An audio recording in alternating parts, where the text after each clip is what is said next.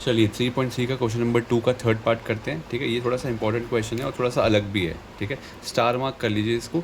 जब भी आप इसको प्रैक्टिस करेंगे, जब भी ये चैप्टर प्रैक्टिस होगा तो ये ज़रूर करना ही करना है प्रैक्टिस, क्योंकि ये थोड़ा सा अलग क्वेश्चन है, ठीक है। चलिए, कह रहे the sum of the digits of 2 digit number is 9। मतलब कोई 2 डिजिट का नंबर है, कोई भी, जैसे मान लो आपके पास है 3 4 34।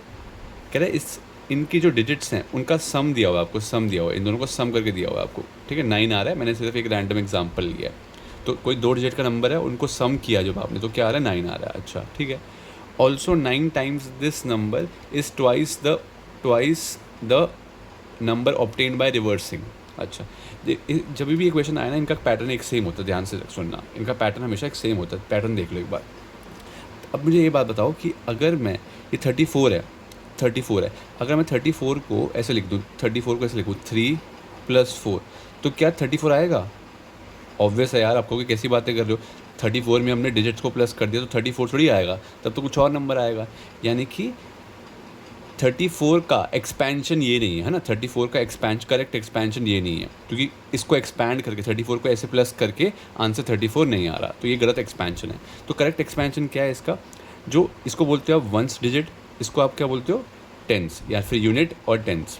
तो याद रखना, टेंस डिजिट जो है आपकी, उसको 10 से मल्टीप्लाई करो, और वंस डिजिट जो है उसको 1 से मल्टीप्लाई करो, तो आपको मिलता है अपना नंबर। तो आपको क्या मिलता है, नंबर की एक्सपैंडेड फॉर्म। यानी कि इस नंबर को एक्सपैंडेड फॉर्म में क्या लिखा जा सकता है, इस तरीके से लिखा जा सकता है कि टेंस डिजिट्स को 10 से मल्टीप्लाई करो और वंस डिजिट को 1 से मल्टीप्लाई करो, ठीक है, क्लियर। तो ये लॉजिक है, इसका याद रखना।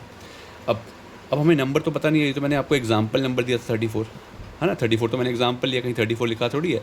तो आप मानोगे लेट द यूनिट डिजिट जो है बी एक्स, ठीक है। मतलब आपका 2 डिजिट का नंबर है, एक ये खाली ब्लैंक, ये एक खाली ब्लैंक, ठीक है। ये आपकी यूनिट डिजिट है, ये आपकी टेंस डिजिट है। तो मैं क्या मान रहा हूँ, यूनिट डिजिट क्या है, एक्स है, और टेंस डिजिट को क्या मान रहा हूँ मैं, टेंस डिजिट को हम मान रहे हैं वाई है।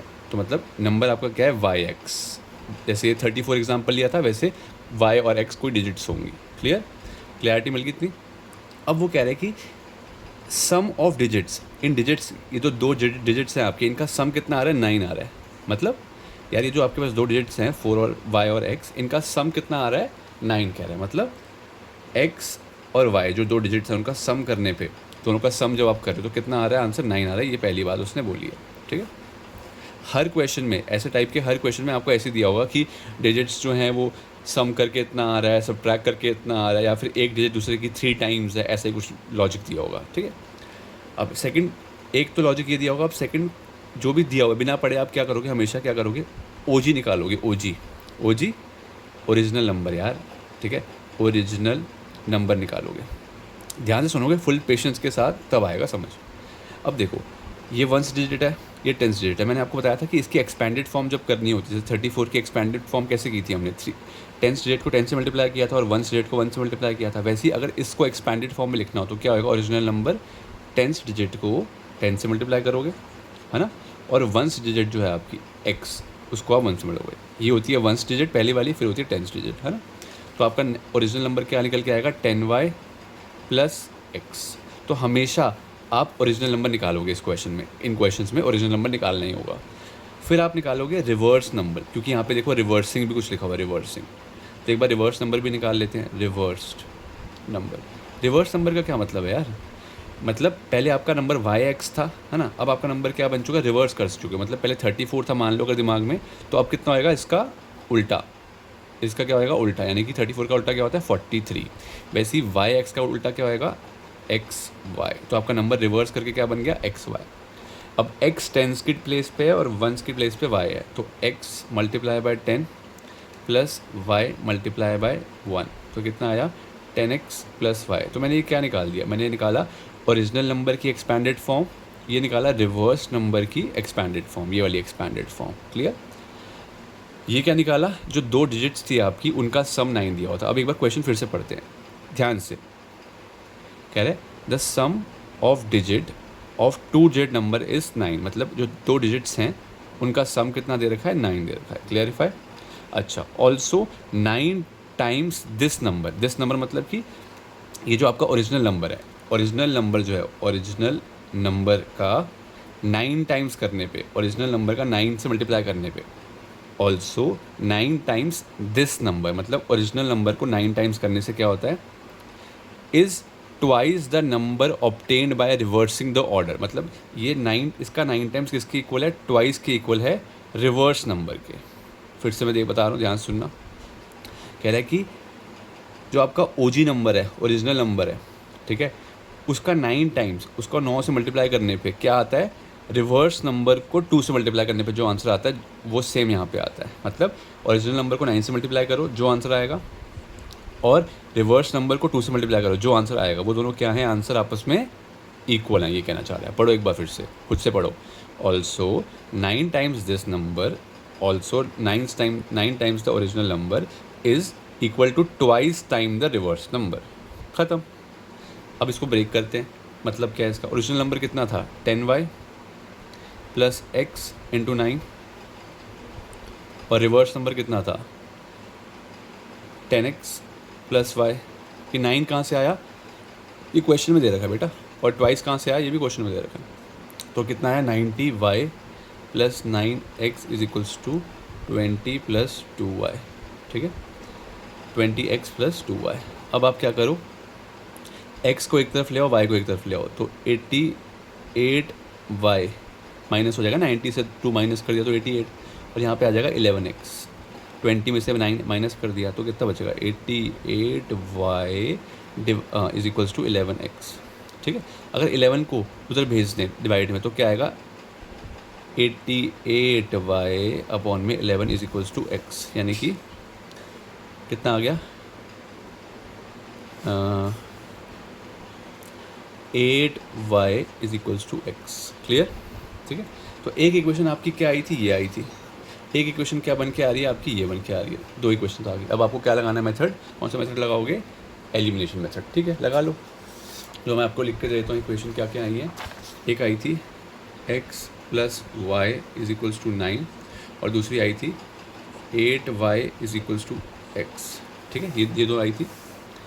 अब पहले इसको सबको आपको पता है कि एलिमिनेशन मेथड में क्या करना पड़ता है, x और y लेफ्ट साइड पे होने चाहिए और कांस्टेंट नंबर राइट पे होना चाहिए। तो यहाँ पे कांस्टेंट नंबर तो है नहीं, ये तो 8y का ही है ना, कांस्टेंट थोड़ी है ये, तो कांस्टेंट नंबर इसमें नहीं है इस वाले में। ठीक है, तो इसको पहले नॉर्मल फॉर्म में लेके आए तो क्या आएगा, -x plus 8y is equal to 0। कैसे, इसको तो ले आए आप। और ये वाली इक्वेशन क्या है, x plus y is equals to 9। अब अगर आप याद करो एलिमिनेशन मेथड में हमने क्या किया था, सोचो क्या किया था, सोचो जल्दी, कि आपको कोफिशिएंट सेम करने हैं। तो x का कोफिशिएंट क्या है, -1 है, और x का कोफिशिएंट क्या है, 1 है। सेम ही कोफिशिएंट 1 1, प्लस माइनस का साइन मत देखो अभी, अब सिर्फ कोफिशिएंट देखो। x का कोफिशिएंट कितना है, 1, -1 या फिर 1 बोल दो, और यहाँ पे x का कोफिशिएंट कितना है, 1। प्लस माइनस का साइन को भूल जाओ, तो दोनों का कोफिशिएंट कितना है x का, यहाँ पे भी 1 है और यहाँ पे भी 1 है। तो जब कोफिशिएंट ऑलरेडी सेम है तो हमें कुछ करने की ज़रूरत नहीं है। ठीक है, पहली बात ही समझ आ गई। दूसरी बात मैंने क्या बताई थी, अब आप कोफिशिएंट्स का साइन देखो, यहाँ नेगेटिव साइन है और यहाँ पे पॉजिटिव साइन है। तो क्या ये सेम साइन है या डिफरेंट साइन है, जब कोई साइन नहीं होता तो प्लस मानते हो ना, ये क्या है, सेम साइन है या डिफरेंट साइन है, जल्दी बताओ। माइनस प्लस सेम साइन है या डिफरेंट है, डिफरेंट है। तो मैंने बताया था जब सेम साइन होता है, एस बताया था, याद करो, सेम साइन में सब्ट्रैक्ट करते हैं। बट अब डिफरेंट साइन है तो हमें क्या करना पड़ेगा, ऐड ही करना पड़ेगा। ऐड में कोई साइन चेंज नहीं होता, ऐड में कोई साइन चेंज नहीं होता, सब्ट्रैक्ट में होता था वो, चेक कर लो, कन्फ्यूज मत हो। तो क्या होएगा, -x प्लस x कितना होता है, कट गया। 8y प्लस y कितना होता है, 9y। 0 प्लस y कितना होता है, 0 प्लस 9 कितना होता है, 9। तो y की वैल्यू कितनी आ जाएगी, 1। ख़त्म।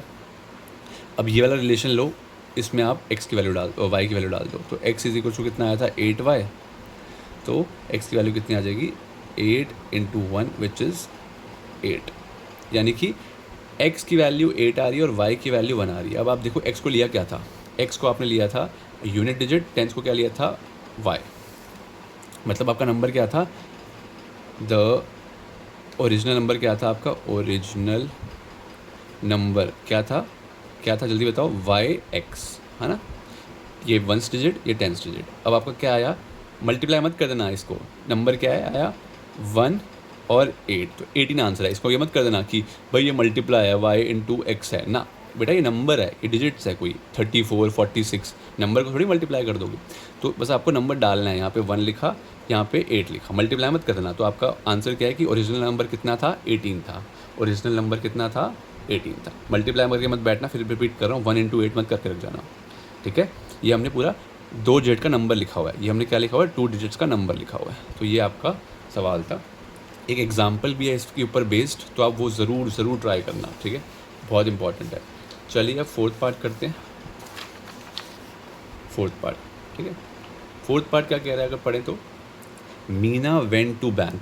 मीना जो है बैंक जा रही है, ठीक है, जाने दो भाई।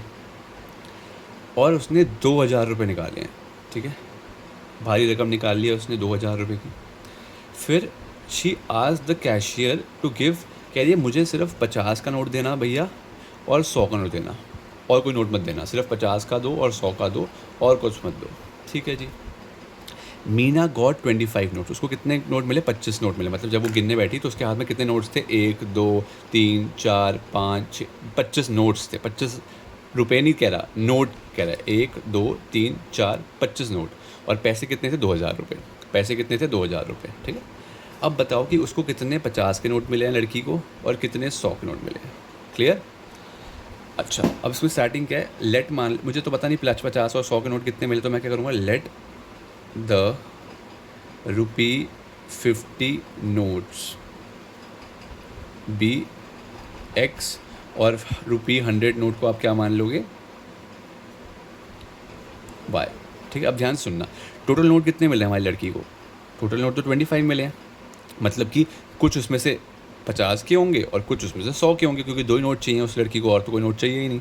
तो यानी कि जो एक्स, 50 के नोट कितने मिले हैं, एक्स मिले हैं, और 100 के नोट कितने मिले हैं, वाई मिले हैं। तो यानी कि 50 के नोट प्लस 100 के नोट को मिला के कितना आंसर आ रहा है, 25 आ रहा है। यही तो मतलब है, ठीक है। नोट्स के, ये नोट्स का नंबर है, जैसे 10 नोट ये मिले, 15 नोट ये मिले, ठीक है। अब इन नोट की वैल्यू कितनी थी, 20,000 रुपये थी। मतलब मान लो आपके पास 50 के 4 नोट हैं, ठीक है बेटा, 4 नोट।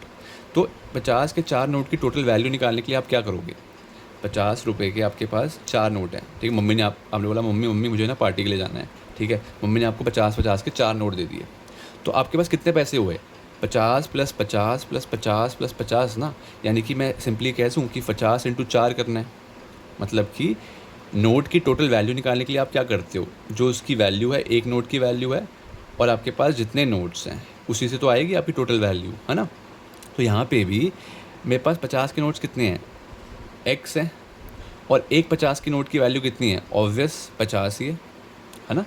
वैसे ही मेरे पास 100 के नोट कितने हैं, वाई हैं, और एक 100 के नोट की वैल्यू कितनी है, 100 है। और इन दोनों वैल्यूज़ को मिला के मेरे पास कितने पैसे पड़े हुए हैं, 2000, ठीक है। ये आपकी सेकंड इक्वेशन है। तो कितना आएगा, 50x + 100y = 2000। एक बार मैं फिर रिपीट कर देता हूँ। ये बेटा नोट्स का काउंट था, जो आपके हाथ में नोट्स हैं उसका काउंट कितना है, 1 नोट, 2 नोट, 3 नोट, तो 25 नोट थे आपके हाथ में, ठीक है। और ये जो है वो नोट की वैल्यू है, कितने उस, जैसे मान लो मेरे हाथ में 5 नोट हैं, तो क्या उसकी वैल्यू 5 रुपये होगी, नहीं ना बेटा। उसकी वैल्यू तो डिसाइड करेगा उसकी डोमिनेशन क्या है, वो कितने रुपये का नोट है ना। वैसे ही जब मेरे पास x नोट्स हैं 50 के, तो कितनी वैल्यू के होंगे, 50 × x, जैसे मैंने दिया था। अगर मेरे पास 50 के 4 नोट्स हैं, 50 के 4 नोट मेरे को मम्मी ने दिए हैं पार्टी करने के लिए, तो कितने पैसे हैं, 200 रुपये हैं। कैसे निकाला, एक नोट की value into number of notes. वैसे ही एक नोट की value into number of notes, एक नोट की value into number of notes, 2000 रुपये आ गए, ठीक है। तो ये दूसरी इक्वेशन है। बट अगर आप ये ध्यान से देखो, दूसरी इक्वेशन ना बड़ी बड़ी है, इसको आप चाहे तो सॉल्व कर सकते हो एलिमिनेशन मेथड से, कोई दिक्कत नहीं है। बट जब इसको हम छोटा कर पाएंगे तो क्यों नहीं कर रहे। ये ऑलरेडी सब में 50 कॉमन ले सकते हो आप, 50 कॉमन ले लो। 50 कॉमन लिया तो क्या आएगा, 50 के टेबल में कब आता है, 1 पे आता है। 50 के टेबल में 100 कब आता है, 2 पे आता है, 2y, ठीक है, = यहाँ पे 2000, ठीक है। 50 यहाँ से जब 50 नीचे जाएगा तो एक नीचे चला जाएगा, तो x + 2y = डिवाइड में चला जाएगा, 2000 / 50, 0 से 0 कट गया, 5 1 5 4 40। छोटी सी इक्वेशन बन गई, x + 2y = 40। बेटर है ये, इससे तो बेटर ही है। अब ये दोनों आपके पास फाइनल इक्वेशन बची हैं। अब आपको कौन सा मेथड लगाना है, एलिमिनेट कर दोगे आप किसी एक को। तो मैं लिख रहा हूँ x + y = 25 x plus 2y is equals to 40। Already इसका देखो कोफिशिएंट सेम है, इसका भी कोफिशिएंट 1 है, इसका भी कोफिशिएंट 1 है, कुछ नहीं है तो 1 होता है, तो आपको सेम करने की ज़रूरत नहीं है, ठीक है, सेम करने की ज़रूरत नहीं है। अब इसका साइन देखो, इसके आगे साइन क्या है, प्लस है, कोई साइन नहीं तो मतलब प्लस है, इसके आगे भी कोई साइन नहीं मतलब प्लस है, दोनों प्लस के हैं, प्लस मतलब सेम साइन है, तो सेम साइन में सब्ट्रैक्ट होगा S S S triple S, ठीक है। तो इसका साइन रिवर्स होगा नेगेटिव, सब्ट्रैक्ट का मतलब क्या होता है, साइन रिवर्स, सब्ट्रैक्ट का मतलब क्या होता है, साइन रिवर्स। ये पॉजिटिव है तो ये नेगेटिव होगा, ये पॉजिटिव है तो ये नेगेटिव होगा, तो ये कट जाएगा, y माइनस 2y, अब ये साइन बेकार है, ये बेकार हो चुका है बिल्कुल, y माइनस 2y, तो minus y is equals to 25 minus 40 minus 15, तो यानी कि y, यानी कि उस लड़की के पास 100 के नोट्स कितने लेके बैठी है वो, 15, ठीक है। ऐसे ही अब उनके लिए, उनके पास x के नोट्स कितने, तो क्या करोगे, x plus y is equals to 25, y की वैल्यू कितनी दे रखी है, 15 आ गई है, तो x की वैल्यू कितनी आ जाएगी, 25 में से 15 माइनस करो, 10 आ गई, ठीक है। यानी कि ₹50 नोट्स कितने हैं हमारे पास, ₹50 नोट्स हैं 10, और ₹100 नोट्स कितने हैं, यानी कि y यानी कि 15, बस ख़त्म, ठीक है। तो ये आपका क्वेश्चन था 4th पार्ट, ठीक है। इसको ध्यान से समझिए और कोई डाउट हो तो आप कमेंट में डाल सकते हैं। नेक्स्ट क्वेश्चन जो इसका है 5th पार्ट, ऐसा क्वेश्चन आप ऑलरेडी कर चुके हो, वो क्वेश्चन था टैक्सी के ऊपर बेस्ड था, ये वाला क्वेश्चन जो है वो लाइब्रेरी से रिलेटेड है, ठीक है। 3.2 में आप कर चुके हैं ऐसा क्वेश्चन वर्ड प्रॉब्लम में, तो ट्राई करते हैं, चलो। और लैंडिंग लाइब्रेरी, लैंडिंग लाइब्रेरी ये क्या होता है भाई, लैंडिंग मतलब लाइब्रेरी आपको बुक दे रही है, ठीक है, कुछ दिनों के लिए रखने के लिए, बुक ले ले बेटा ऐश कर, हैज़ अ फिक्स चार्ज, उसका फिक्स चार्ज है 3 दिनों का, मतलब अगर आप 1 दिन बुक लेके जाओगे, चाहे आप 2 दिन बुक लेके जाओगे, चाहे आप 3 दिन बुक लेके जाओगे, आपसे एक फ़िक्स प्राइस लगेगा आपको, मान लो ये फ़िक्स प्राइस 10 है सिर्फ समझने के लिए, तो चाहे आप 1 दिन के लिए बुक लेके जाओ तभी भी 10 रुपये लेंगे आपसे, 2 दिन के लिए लेके जाओ तभी भी 10 रुपये लेंगे, 3 दिन के लिए लेके जाओ तभी 10 रुपये, मतलब कि पहले 3 दिन में आप कभी भी वापस कर दोगे तो 10 रुपये ही लगेंगे, हर दिन के 10 रुपये नहीं कह रहा मैं, हर दिन के 10 रुपये नहीं, तीनों दिन के 10 रुपये, ठीक है। अगर 1 दिन भी लगेगी तभी भी 10 रुपये तो लेगा ही लेगा वो आपसे, मिनिमम प्राइस है, मान लो ये मिनिमम तो लगेगा ही लगेगा, ठीक है।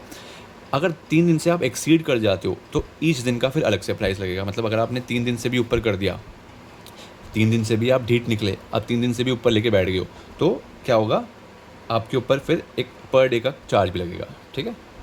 सही क्या समझ आ गया। सरिता जो है वो 27 रुपये दे के आई है, उसने 7 दिन के लिए बुक रखी थी, 7 दिन के लिए। और सूजी, वाह यार क्या नाम है, सूजी जो है 21 रुपये दे के आई है, उसने कितने दिन के लिए रखे थे, 5 दिन के लिए रखी थी बुक, ठीक है। आपको बताने की बताओ फिक्स चार्ज क्या है और चार्ज फॉर ईच डे क्या है। तो मान लो फिक्स चार्ज कितना है, 10 रुपये माना था मैंने, तो लेट द फिक्स चार्ज, हम 10 मान तो नहीं सकते, लेट द फिक्स चार्ज को आप क्या मानते हो, अपना फेवरेट शब्द एक्स, ठीक है। और charge per day after 3 days, 3 दिन के बीतने के बाद का चार्ज कितना है, वाई, पर डे का ये, ठीक है, पर डे का। अब ध्यान से सुनना तब समझ आएगा। देखो फिक्स चार्ज तो आपको देना ही पड़ेगा, आपने जैसी बुक ले ली अपने पास ले आए, ये तो देना ही पड़ेगा, ठीक है। और अगर 3 दिन बीत गए, 3 दिन बीत गए तो आपको हर दिन का वाई चार्ज भी देना पड़ेगा, ठीक है। अब वो कितने दिन के लिए लेके गई लड़की 7 दिन के लिए, अब 7 दिन है, ठीक है, 7 डेज़ को ले लेके गई, 7 के लिए। अब उसमें से पहले 3 दिन तो आपका कौन सा चार्ज कवर कर लेगा, फिक्स चार्ज ही कवर कर लेगा, क्योंकि फिक्स चार्ज 3 दिन का है, पहले 3 दिन का है, तो यानी कि 7 में से 3 दिन का चार्ज जो है वो फिक्स चार्ज में ही कवर्ड है ऑलरेडी। तो कितने दिन एक्स्ट्रा हो गए, 4 दिन एक्स्ट्रा हो गए, ठीक है।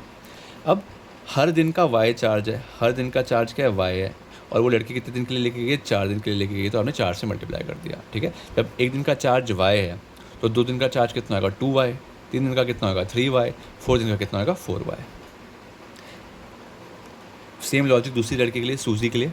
तो सूजी क्या करती है, 5 दिन के लिए लेके जाती है, यानी कि 5 डेज़, 5 डेज़ में से 3 डेज़ तो कवर्ड हैं उसके फिक्स चार्ज में, तो यानी कि वो फिक्स चार्ज तो देगी, वो तो कवर्ड हो गए 3 दिन। 5 - 3 करोगे तो 2 दिन एक्स्ट्रा भी लेके गई है, यानी कि वो अब उस 2 दिन के उसको एक्स्ट्रा पैसे देने पड़ेंगे चार्ज पर डे में से, जो कि होगा 2y। 2 से क्यों मल्टीप्लाई किया, क्योंकि 2 ही तो दिन एक्स्ट्रा है बेटा।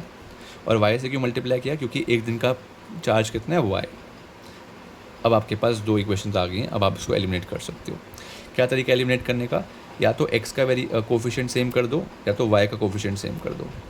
यहाँ पे ऑलरेडी x सेम है, x के आगे क्या है 1 है, x के आगे क्या है 1 है, ऑलरेडी कोफिशिएंट सेम है। अब सेकंड चीज़ क्या चेक करनी होती है? साइन। x के आगे साइन क्या है? नेगेटिव पॉजिटिव, x के आगे क्या साइन है? पॉजिटिव। सेम साइन है तो सेम साइन में सब्ट्रैक्ट करना पड़ता है, एस एस एस। और सब्ट्रैक्ट का मतलब क्या होता है? साइन का रिवर्सल। ये प्लस का साइन है तो यानी कि नेगेटिव हो जाएगा, ये प्लस का साइन है ये नेगेटिव हो जाएगा, ये भी प्लस का साइन है तो ये नेगेटिव हो जाएगा। x माइनस एक्स कट जाएगा, 4 माइनस 2। अब ये साइन आपका क्या हो चुका है?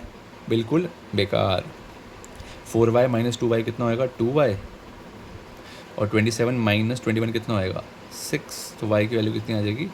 3। यानी कि चार्ज, हर एक दिन का चार्ज कितना है? 3 रुपये है। और फिक्स चार्ज कितना है वो भी निकाल लेते हैं।